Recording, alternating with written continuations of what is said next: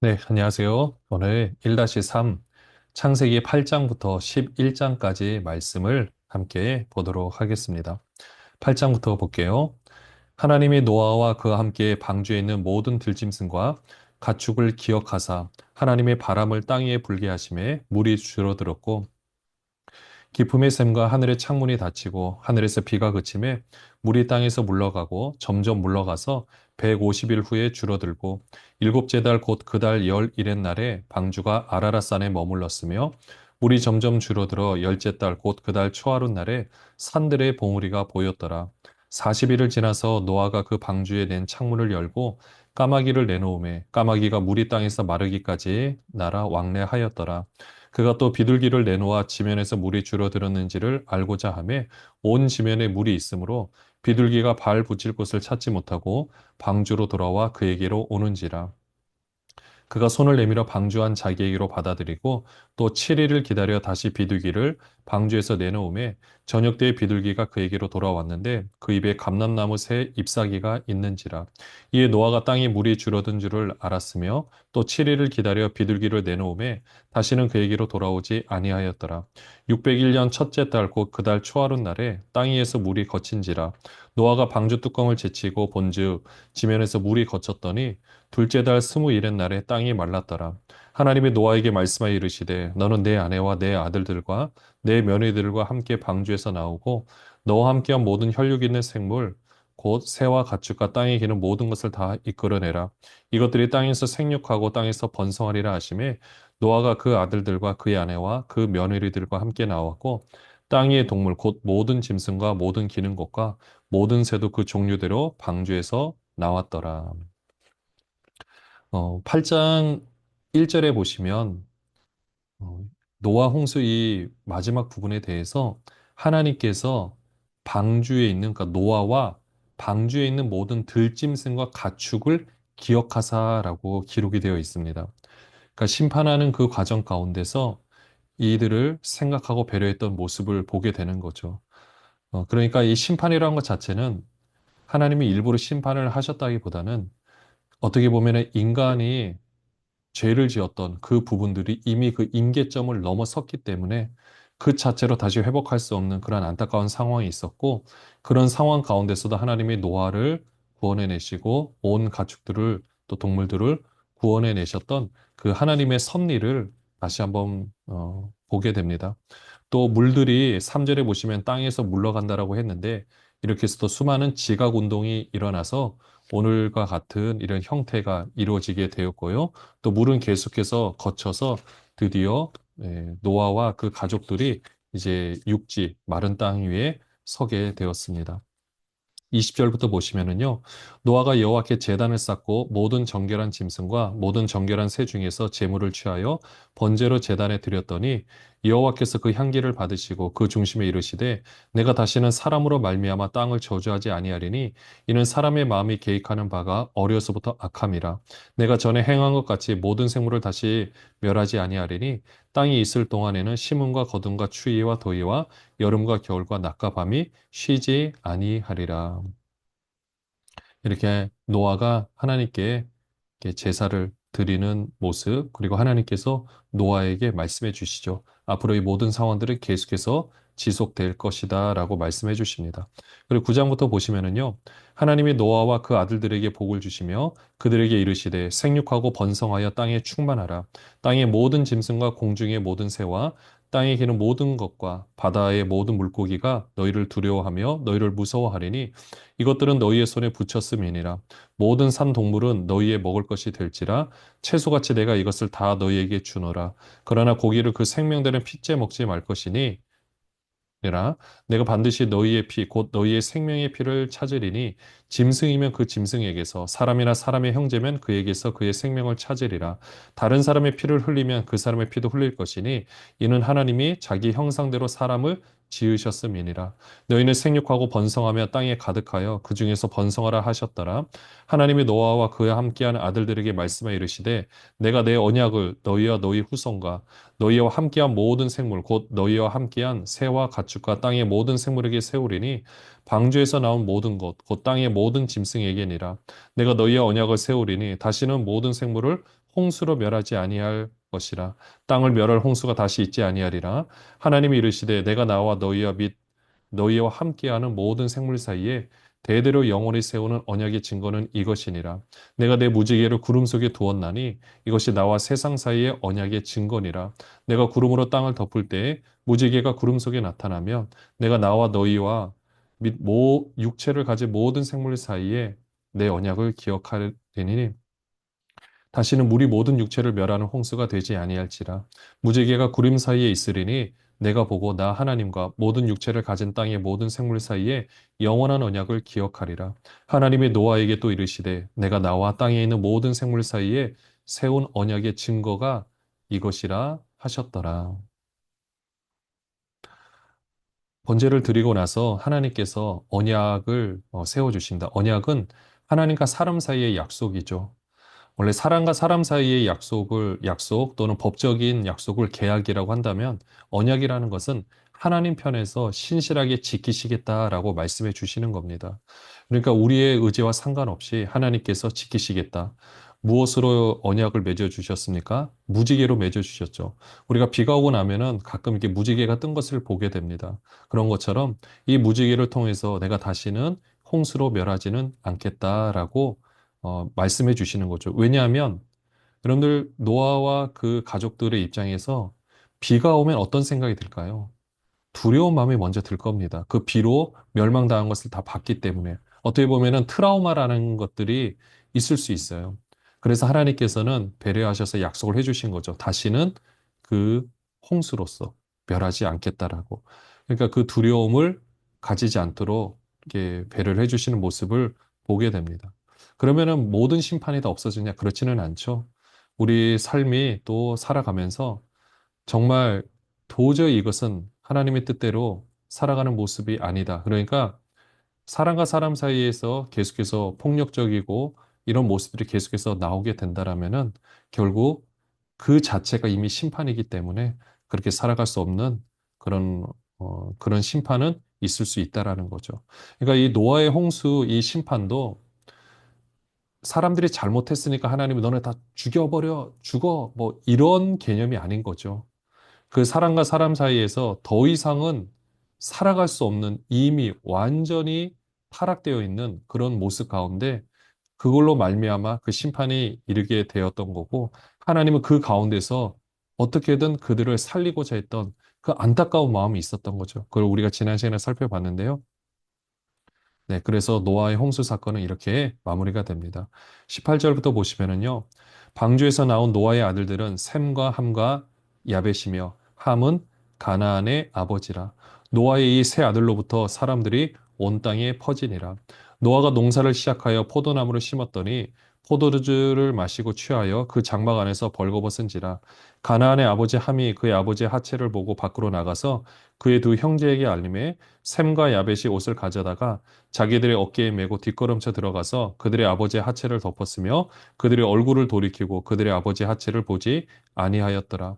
노아가 술이 깨어 그의 작은 아들이 자기에게 행한 일을 알고 이에 이르되 가나안은 저주를 받아 그의 형제의 종들의 종이 되기를 원하노라 하고 또 이르되 셈의 하나님 여호와를 찬송하리로다. 가나안은 셈의 종이 되고 하나님이 야벳을 창대하게 하사 셈의 장막에 거하게 하시고 가나안은 그의 종이 되게 하시기를 원하노라 하였더라. 홍수 후에 노아가 350년을 살았고 그의 나이가 950세가 되어 죽었더라. 네, 이 문자적으로 이 말씀을 보면은 이게 뭐지? 뭐 이렇게 했다라고 생각할 수 있겠지만 여기 나타나는 그 하체라는 게 때로는 그 뭐 성기를 의미한다라고 이야기를 합니다. 그러니까 좋지 않은 생각을 품었던 모습이라고 또 이렇게 표현을 하기도 하고요. 네, 어쨌든 이렇게 그 허물을 제대로 그 덮어주지 않았던 그런 모습으로 인해서 또 이렇게 저주를 받았다라고 일단 표현을 하고 있습니다. 우리가 뭐 여기에 대해서 의미를 다 부여하기는 어렵고요. 일단 이런 상황이 있었다라는 걸 말씀을 드리고요. 그 다음에 우리 10장으로 한번 가보겠습니다. 10장에 보시면은요, 또 족보 이야기가 나오거든요. 족보에 보시면 노아의 아들 셈과 함과 야벳의 족보는 이러하니라. 홍수 후에 그들이 아들들을 낳았으니 야벳의 아들은 고멜과 마곡과 마대와 야왕과 두발과 메섹과 디라스요. 고멜의 아들은 아스그나스와 리박과 도갈마요. 야완의 아들은 엘리사와 달시스와 기띔과 도다님이라. 이들로부터 여러 나라 백성으로 나뉘어서 각기 언어와 종족과 나라대로 바닷가의 땅에 머물렀더라. 함의 아들은 구스와 미스라임과 북과 가나안이요. 구스의 아들은 스바와 하일라와 삽다와 라마와 삽드가요. 라마의 아들은 스바와 드단이며 구스가 또 니무롯을 낳았으니 그는 세상의 첫 용사라. 그가 여호와 앞에서 용감한 사냥꾼이 되었으므로 속담에 이르기를 아몬은 여호와 앞에 니무롯같이 용감한 사냥꾼이로라 하더라. 그의 나라는 시날 땅의 바벨과 에렉과 아깝과 갈레에서 시작되었으며 그가 그 땅에서 아수르로 나아가 니느웨와 르호보딜과 갈라와 및 니느웨와 갈라 사이에 레센을 건설하였으니 이는 큰 성읍이라. 미스라임은 루딤과 아나밈과 르아빔과 납두임과 바드루심과 가슬루임과 갑도림을 낳았더라. 가슬루힘에서 블레셋이 나왔더라. 가나안은 장자 시돈과 헷을 낳고 또 여부수 족속과 아모리 족속과 기르가스 족속과 히위 족속과 알가 족속과 신 족속과 아르오앗 족속과 스말 족속과 하맛 족속을 낳았더니 이후로 가나안 자손의 족속이 흩어져 나아갔더라. 가나안의 경계는 시돈에서부터 그라를 지나 가사까지와 소돔과 고모라와 아드마와 스보임을 지나 라사까지였더라. 이들은 함의 자손이라 각기 족속과 언어와 지방과 나라대로였더라. 셈은 에벨 온 자손의 조상이요 야벳의 형이라. 그에게도 자녀가 출생하였으니 셈의 아들은 엘람과 아스로와 아르박삭과 룻과 아람이요 아람의 아들은 루스와 우스와 훌과 게델과 맞으며 아르박삭은 셀라를 낳고 셀라는 에벨을 낳았으며 에벨은 두 아들을 낳고 하나 이름은 벨렉이라 하였으니 그때 세상이 나뉘었으며 벨렉의 아우의 이름은 욕단이며 욕단은 알모닥과 셀렙과 하살마엘과 예라와 하도람과 우살과 디글라와 오발과 아비마일과 스바와 오빌과 하일로와 요밥을 낳았으니 이들은 다 욕단의 아들이며 그들이 거주하는 곳은 메사에서부터 스발로 가는 길의 동쪽 산이었더라. 이들은 셈의 자손이니 그 족속과 언어와 지방과 나라대로였더라. 이들은 그 백성들의 족보에 따르면 노아 자손의 족속들이요 홍수에 이들에게서 그 땅의 백성들이 나뉘었더라.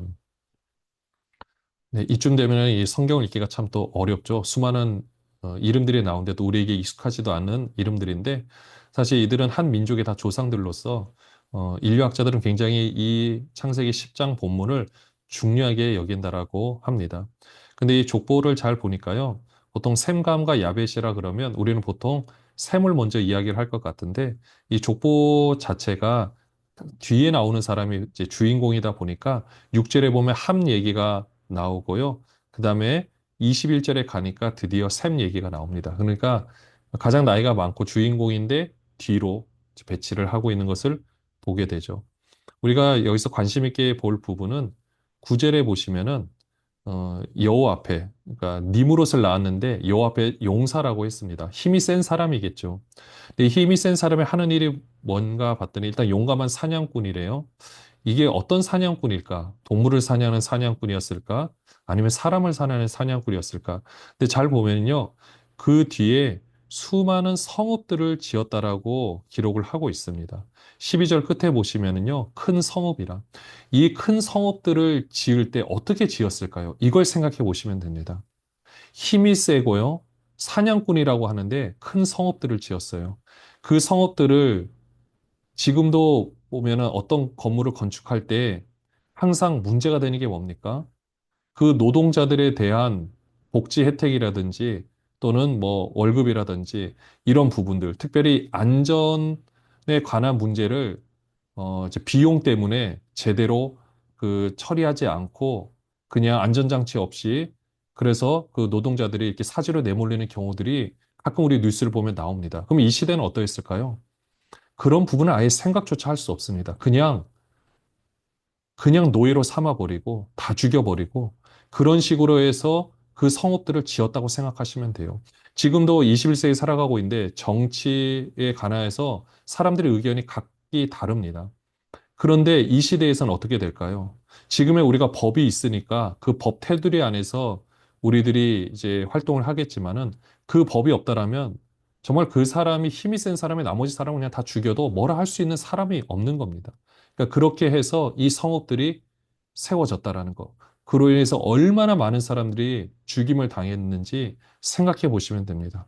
우리가 이 부분에서는 그냥 이렇게 넘어가겠지만 이런 상황들이 계속해서 지속되는 거죠. 힘으로 다스리는 나라의 모습이 어떠한지, 그리고 그 가운데서 네, 살아가는 정말 그 고통을 당하는 백성들의 모습이 어떠한지 이걸 생각해 보시면 됩니다. 11장부터 보면은요, 이게 이어지는 부분이에요. 온 땅의 언어가 하나여 말이 하나였더라. 이에 그들이 동방으로 옮기다가 신할 평지를 만나 거기 거류하며. 아까 니무롯이 10절에 보시면 신할 땅이라 나오거든요. 여기 보시면 서로 말하되 자 벽돌을 만들어 견고히 굽자 하고 이에 벽돌로 돌을 대신하여 역청으로 진흙을 대신하고 또 말하되 자 성읍과 탑을 건설하여 그 탑 꼭대기를 하늘에 닿게 하여 우리 이름을 내고 온 지면에 흩어짐을 면하자 하였더니 여호와께서 사람들이 건설하는 그 성읍과 탑을 보려고 내려오셨더라. 여호와께서 이르시되 이 무리가 한 족속이요 언어도 하나이므로 이같이 시작하였으니 이후로는 그 하고자 하는 일을 막을 수 없으리로다. 자, 우리가 내려가서 거기서 그들의 언어를 혼잡하게 하여 그들이 서로 알아듣지 못하게 하자 하시고 여호와께서 거기서 그들을 온 지면에 흩으셨으므로 그들이 그 도시를 건설하기를 그쳤더라. 그러므로 그 이름을 바벨이라 하니 이는 여호와께서 거기서 온 땅의 언어를 혼잡하게 하셨음이니라. 여호와께서 거기서 그들을 온 지면에 흩으셨더라. 우리가 이 부분도요. 이 성경이 쓰여졌던 방식과 그 상황들을 우리 함께 볼 필요가 있는데요. 그러니까 문자 그대로 그냥 보면은 다 흩었다. 물론 이제 그렇게 볼 수 있겠죠. 근데 우리가 조금 더 한번 생각을 해보면 아까 지금도 어, 정치를 보시면은 정당이 나눠져 있습니다. 각기 말하는 부분들이 달라요. 그렇게 해서 원래는 서로 견제를 하면서 바르게 이렇게 나가면 되는데 지금 21세기에서도 보면은 서로 대응하는 모습들이 보면은 굉장히 좀 이렇게 심하다고 생각될 때가 있습니다. 그럼 이 시대는 어떻게 해야 될까요? 마찬가지로 각기 서로가 다 왕이 되려고 하는 거예요. 그래서 힘을 가지고 본인들이 권력을 차지하려고 하고, 그럼 어떻게 됩니까? 그 반대편에 있는 사람들하고 소통이 될까, 안 될까요? 안 되죠. 소통이 안 되고, 그렇게 해서 완전히 단절된 채로 살아가면서 계속 시간이 지나다 보면 그 안에서 언어들이 당연히 바뀌어질 수밖에 없게 되는 거죠. 우리나라도 각 지방에 따라서 옛날에 방언, 이제 사투리가 그런 부분들이 같은 민족임에도 불구하고 어떻습니까? 크게는 알아들을 수 있겠지만 못 알아듣는 말들이 이제 생겨나고 있는 것처럼 이 시대에도 그런 과정들이 있었다라고 같이 이렇게 생각해 보시면 됩니다. 그러니까 사람이 서로 단절을 하고 서로 권력을 차지하려고 하다가 끝내는 돌아서고 그 나름대로의 그 하나의 그 민족을 이렇게 이루어갔던 모습들. 그게 하나님 편에서 보면은 언어를 흩으셨다. 이 안에도 다 들어가거든요. 왜냐하면 모든 이 만물에 어떻게 보면 주권이 하나님께 있다라면 이런 모든 과정 가운데 이런 일들이 있었고 하나님께서 이것을 혼잡하게 하셨다라고 표현을 해도 맞는 얘기가 되거든요. 그러니까 우리가 성경 앞으로 나오는 이 모든 부분들을 보실 때 하나님이 하셨다. 그러니까 하나님이 하셨는데 그 모든 과정에 인간의 완악함과 이 모든 일들이 사실은 그 가운데 있었다라는 것도 우리가 같이 염두에 두셔야 하는 겁니다. 그러니까 하나님이 아까 노아 홍수도 심판하신다. 그러니까 이렇게 생각하시면 돼요. 우리가 자녀가 잘못을 했어요. 자녀가 잘못을 했으면 여러분들 뭐 아파트 한 25층 높이 가가지고 뭐 밀어버리실 겁니까? 아니면은 큰 도로, 8차선 도로에서 너 좀 한번 다쳐봐라 해서 그 앞에서 아이를 밀어가지고 교통사고 나서 해서 거의 반 죽게 만드실 겁니까? 이거는 질문이 잘못된 거거든요. 물음 자체가 잘못된 겁니다. 하나님이 자신이 지으신 모든 인간 백성들을 그냥 너네 다 죽어버려라고 해서 다 쓸어버렸느냐? 그렇게 볼 것이 아니라 그렇게 할 수밖에 없었던 하나님이 하신 게 아니라 인간이 서로 그렇게 해서 서로 다 죽이고 서로 도저히 사람이 살아갈 수 없는 그런 구조로 만들어져 있는 이 모습. 그런 가운데서 어떻게든 그들을 살리고자 하는 그 안타까워하는 그 부모의 심정, 그 심정으로 그 노아 홍수 가운데 그들을 살리고자 했던 이 모습, 그 부분을 우리는 바라볼 수 있어야 한다라는 겁니다. 네, 그렇게 해서 그런 하나님의 아버지의 마음과 그 시대를 향한 이 모습들을 생각해 보시면 되죠. 지금 21세기를 우리가 살아가고 있는데 지금도 만약에 어느 한 곳에서 핵 전쟁이 발발을 하게 되면 이 온 세계가 어떻게 될지 모릅니다. 여러분들 그렇게 되면 정말 그거 자체가 심판이 될 수가 있거든요. 근데 그 심판을 누가 자처한 겁니까? 하나님이 너네 이렇게 사니까 안 돼요. 다 죽여버리는 걸까요? 아니거든요.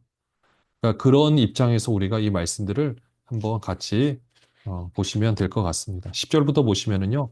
셈의 족보는 이러하니라. 셈은 100세 곧 홍수 후 2년에 아르박삿을 낳았고 아르박삿을 낳은 후에 500년을 지내며 자녀를 낳았으며 아르박삿은 35세에 셀라를 낳았고 셀라를 낳은 후에 430년을 지내며 자녀를 낳았으며 셀라는 30세에 에벨을 낳았고 에벨을 낳은 후에 403년을 지내며 자녀를 낳았으며 에벨은 33세에 벨렉을 낳았고 벨렉을 낳은 후에 430년을 지내며 자녀를 낳았으며 벨렉은 30세에 르우를 낳았고 르우를 낳은 후에 209년을 지내며 자녀를 낳았으며 르우는 32세에 스룩을 낳았고 스룩을 낳은 후에 207년을 지내며 자녀를 낳았으며 스룩은 30세에 나홀을 낳았고 나홀을 낳은 후에 200년을 지내며 자녀를 낳았으며 나홀은 29세에 데라를 낳았고 데라를 낳은 후에 119년을 지내며 자녀를 낳았으며 데라는 70세에 아브람과 나홀과 하란을 낳았더라.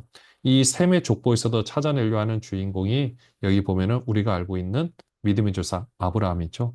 이렇게 아브라함을 찾아내고 있는 것을 보게 됩니다. 근데 수명을 보면 조금씩 줄어들고 있어요. 그래서 노아홍수 사건 이후에 이 수명이 점점 줄어드는데 아까 노아홍수 이후에 사실 하나님께서 또 육식을 허락하셨던 것을 보게 됩니다. 그렇게요. 또 사람의 수명도 점점 줄어졌다라는 거, 그걸 보시면 될 것 같고요. 27절부터 보시면, 데라의 족보는 이러하니라. 데라는 아브라함과 나홀과 하란을 낳고, 하란은 롯을 낳았으며, 하란은 그 아비 데라보다 먼저 고향 갈다인의 우르에서 죽었더라. 아브라함과 나홀이 장가 들었으니, 아브라함의 아내의 이름은 사레며, 나홀의 아내의 이름은 밀가니 하란의 딸이요. 하란은 밀가의 아버지이며, 또 이스가의 아버지더라. 사레는 임신하지 못함으로 자식이 없었더라. 데라가 그 아들 아브라함과 하란의 아들인 그의 손자 롯과 그의 며느리 아브라함의 아내 사레를 데리고 갈대인의 우르를 떠나 가나안 땅으로 가고자 하더니 하란에 이르러 거기 거류하였으며 데라는 나이가 205세가 되어 하란에서 죽었더라.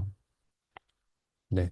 이렇게 해서 이제 아브라함을 찾아내고 아브라함이 이제 그 아버지와 함께 이렇게 이동을 하는 모습을 보게 됩니다. 이 당시에 이동을 한다라는 건요. 거의 생명을 걸고 가는 것과 마찬가지입니다. 뭐 그냥 지금처럼 뭐 이사를 간다 그런 개념이 아닙니다. 모든 것들을 다 포기하고 가야 되는 그런 부분들인데 이렇게 해서 아브라함을 찾아내고 이제 그 갈대 우르란 어떻게 보면 가장 발전된 그곳에서 이제 떠나는 그런 모습들을 봅니다. 기도하겠습니다. 하나님 아버지, 오늘 노아 홍수 사건이 마무리되어지고 또 하나님께서 또 아브람을 찾아내시는 이 모습을 봅니다.